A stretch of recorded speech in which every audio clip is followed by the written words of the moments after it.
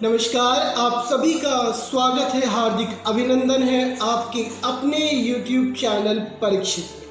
मैं राहुल आपका स्वागत करता हूं और मैं आशा करता हूं कि आप सभी कुशल से होंगे, आप सब आपके जीवन में उन्नति कर रहे होंगे। आप और मैं दोनों इस बात से इत्तेफाक रखते हैं कि वर्तमान समय में समूचा विश्व एक कठिन दौर से होकर गुजर रहा है, परेशानियों से होकर गुजर रहा है, विपत्तियों से होकर गुजर रहा है। लेकिन कहीं ना कहीं इन विपत्ति के दौर में भी आप यदि हमारे देश का ही उदाहरण लेंगे और हमारे देश के ही कार्यों को देखेंगे कि आपको यह लगेगा कि यह विपत्तियां भी एक प्रकार का एक अवसर है आपके गुणों को, आपकी प्रतिभा को, आपकी कला को किसी के समक्ष प्रस्तुत करने का। मैंने कहा कि यदि हम हमारे देश के आचरण को देखेंगे, यदि हमारे देश की व्यवहार को देखेंगे तो हम इस बात को जान नहीं पाएंगे।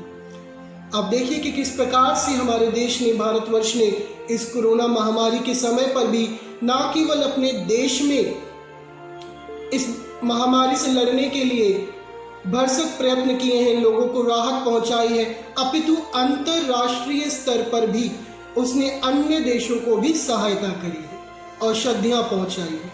ठीक उसी तरह से हो सकता है कि आपके व्यक्तिगत जीवन में भी आप कुछ परेशानियों से होकर गुजर रहे हो, आप विपत्ति से घिरे हुए हो, आप कठिनाई से घिरे हुए हो, लेकिन यह आपके पास एक अवसर है कि आप इस अवसर का कैसा उपयोग करते हैं, आप कैसे इन परिस्थितियों में आपकी प्रतिभा को निखार कर बाहर लेकर आते हैं और कैसे ना केवल स्वयं इन परिस्थितियों से जूझकर जयवंत होकर बाहर निकलते हैं, अपितु दूसरों के लिए भी एक बहुत ही अच्छा एक उदाहरण प्रस्तुत करते हैं।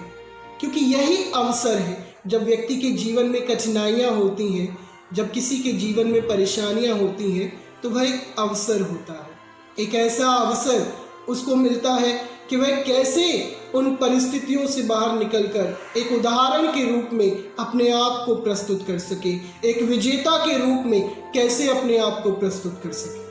क्योंकि कठिनाइयाँ तो हर एक व्यक्ति के जीवन में आती हैं, कोई भी ऐसा व्यक्ति नहीं है जिसके जीवन में कभी परेशानी ना आती हो, कभी कठिनाई ना आती हो, जो ये कह दे कि मैं अपने जीवन में कभी किसी बुरे समय से होकर नहीं गुजरा हूँ। हम सभी ऐसे समय से होकर गुजरते हैं, लेकिन भली बात ये है कि हम उस समय में बने नहीं रहते हैं।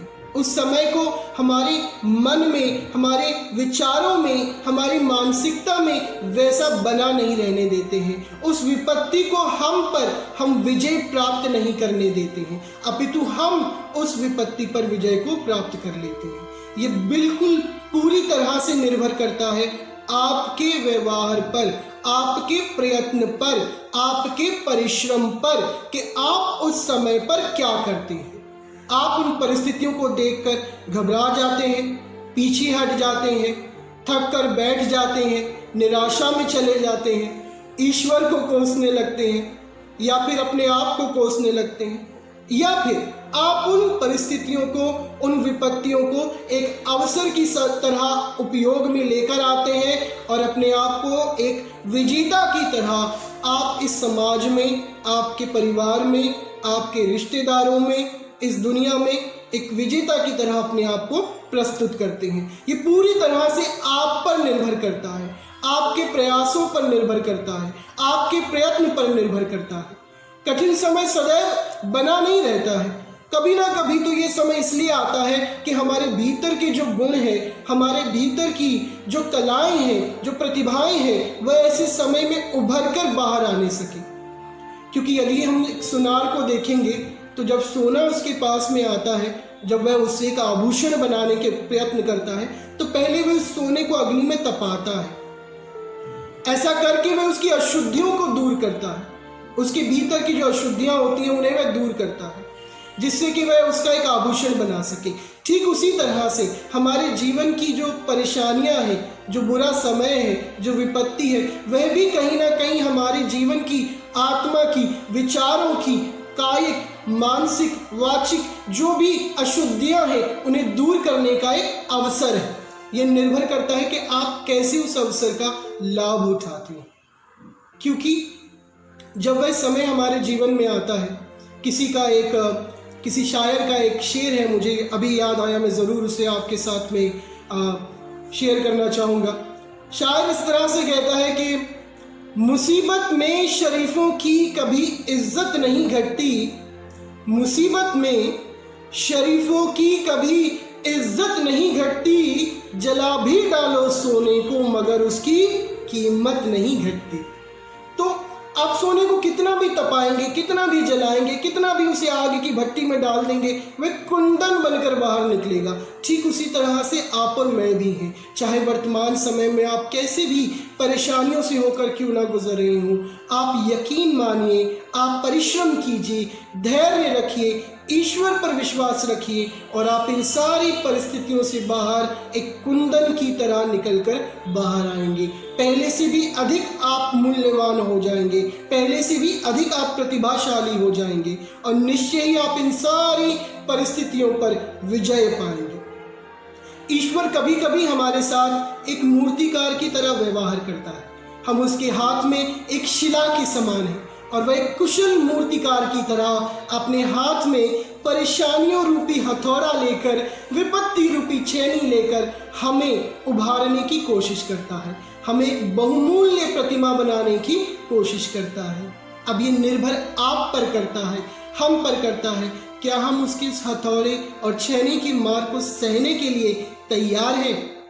क्योंकि यदि आप उस मार को सह जाते हैं, यदि आप उन परिस्थितियों में भी बने रहते हैं, आपका विश्वास बना रहता है, आप प्रयत्न करना नहीं छोड़ते हैं, आप परिश्रम करना नहीं छोड़ते हैं, तो आप एक बहुत ही खूबसूरत, बहुत ही सुंदर प्रतिमा बनकर बाहर निकलेंगे। एक ऐसी प्रतिमा जो बहुत से लोगों के लिए एक आदर्श होगी, एक ऐसी प्रतिमा जो बहुत से लोगों को अपनी ओर आकर्षित करेगी, एक ऐसी प्रतिमा जो बहुत ही बहुमूल्य होगी। यह पूरी तरह से आप पर निर्भर करता है कि उन परिस्थितियों में आप कैसा व्यवहार करते हैं, आप कैसे एक्ट करते हैं, यह पूरी तरह से आप पर निर्भर करता है।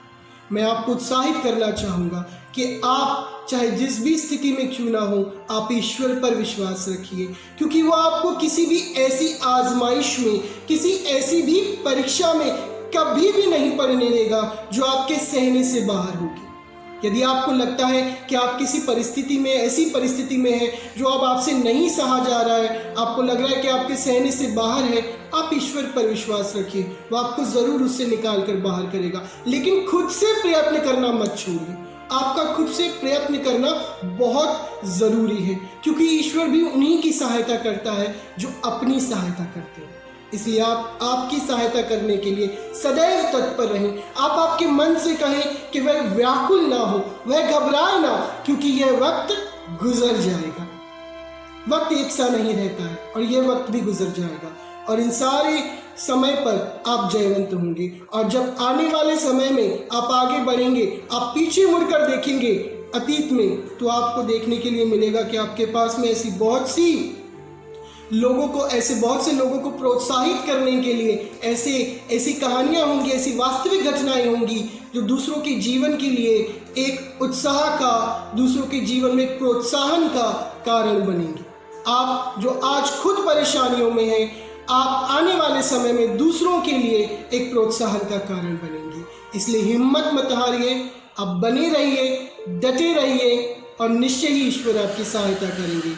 मैं आप सभी को उत्साहित करना चाहूँगा कि जितना भी हो सके प्लीज़ आप इस वीडियो को आपके परिवार में, आपके मित्रों में, आपके प्रियजनों में आप ज़रूर शेयर करें। यदि आपने YouTube चैनल अब तक सब्सक्राइब नहीं किया है, प्लीज़ आप इसे सब्सक्राइब करें और आप प्लीज़ कमेंट कर बताएं कि आप क्या चाहते हैं, किन विषयों पर आप चाहते हैं वीडियो। मैं पूरी कोशिश करूँगा कि उन विषयों पर मैं वीडियो बनाकर आप लोगों के समक्ष प्रस्तुत कर सकूँ।